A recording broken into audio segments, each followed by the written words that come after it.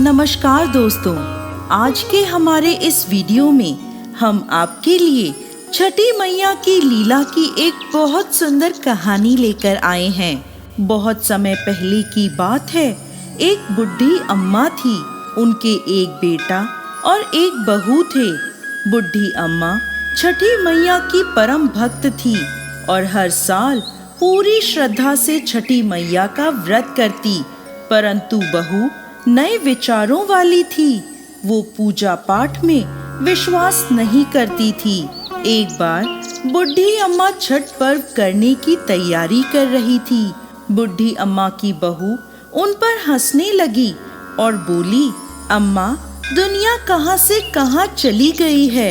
लोग आसमान को छू रहे हैं और आप आज भी इतने अंधविश्वासी हो।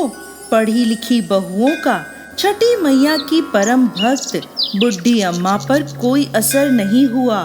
वो तो बस अपनी तैयारियां करती रही। बहू फिर बोली, अम्मा, ये सब बेकार की बातें हैं। इस उम्र में 3 दिन तक भूखी रहोगी तो खुद पर ही मुसीबत लाओगी। ना जाने क्यों भूखे प्यासे लोग खुद को सताते हैं। नई बहू की बातें सुनकर बुढ़ी अम्मा मुस्कुराई और बोली, बहू, शादी के बाद मेरे संतान नहीं हो रही थी। तब मैंने इन्हीं छठी मैया के व्रत को किया। तब छठी मैया ने मेरी पुकार सुनी और ये तेरा पति छठी मैया का ही प्रसाद है। तू भी इस वर्ष छठी मैया का व्रत कर, माता तेरी भी पुकार सुनेंगी और तेरी गोद भी हरी हो जाएगी। मगर नए युग की नए सोच वाली बहू किसी का कहा सुनने वाली नहीं थी। बोली, मैं पूजा पाठ नहीं करने वाली। सुंदर पति मिला है, जीवन में हर सुख मिला है, आलीशान घर है, दिन रात मस्त रहती हूँ। पूरे गांव में मुझ जैसा धनवान कोई नहीं है। सासू माँ इस दुनिया में कर्म प्रधान है। बुढ़ी अम्मा के लाख समझाने के बाद भी बहू पर कोई असर ना हुआ। वो नास्तिक थी। इतने में बुढ़ी अम्मा का बेटा वहां आया और बोला, ठीक है, तुम्हें पूजा पाठ नहीं करनी तो मत करो, लेकिन तुम मेरी माँ से झगड़ो मत और जाकर तैयार हो जाओ। छठ माता के घाट पर जाने का समय हो गया है। बहू बिना रुचि के उनके साथ घाट पर जाती है, लेकिन वहाँ पूजा करने की बजाय वो मेला घूमने चली जाती है। कुछ देर बाद उसका पति उसे वहाँ ना पाकर ढूंढने लगता है, तो वो हलवाई के पास स्वादिष्ट पकवानों का मजा लेती नजर आती है। पति उसे कहता है, अरे तुम यहाँ तक आई हो, कुछ देर माँ के साथ बैठो। पत्नी झुंझलाकर बोली, ना जी, मैं पूजा पाठ में नहीं बैठने वाली, मैं तो मेला घूमूंगी। आप ही करो ये पूजा पाठ। पति वहां से चला जाता है और स्नान करने को जैसे ही वो डुबकी लगाता है, डुबकी लगाते ही वो डूब जाता है और जोर जोर से चीखने लगता है, लेकिन किसी को भी उसकी आवाज नहीं आती।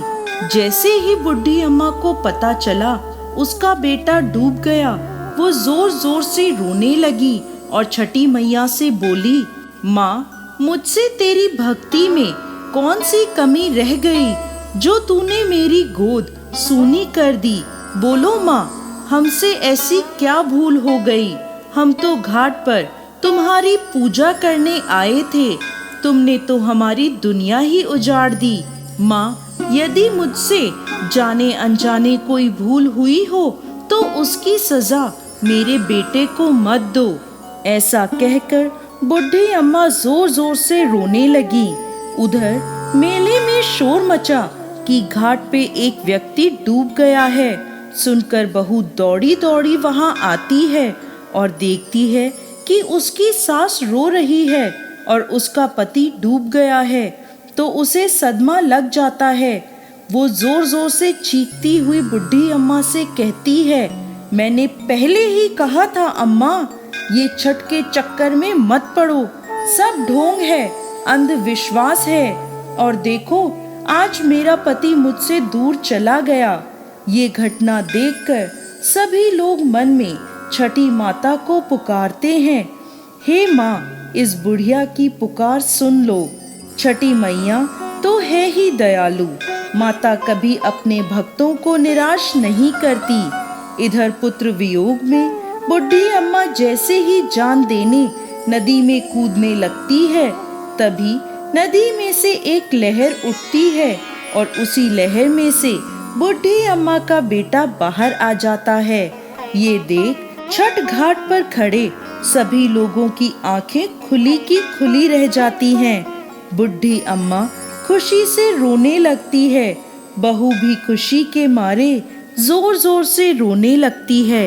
इतने में तेज गर्जना के साथ छठी मैया प्रकट हुई और बोली, मैं कभी अपने बच्चों का अहित नहीं करती। मैंने तुम्हारी आंखों से अज्ञान का पर्दा हटाने के लिए तुम्हारे पति को पानी में डुबाया था।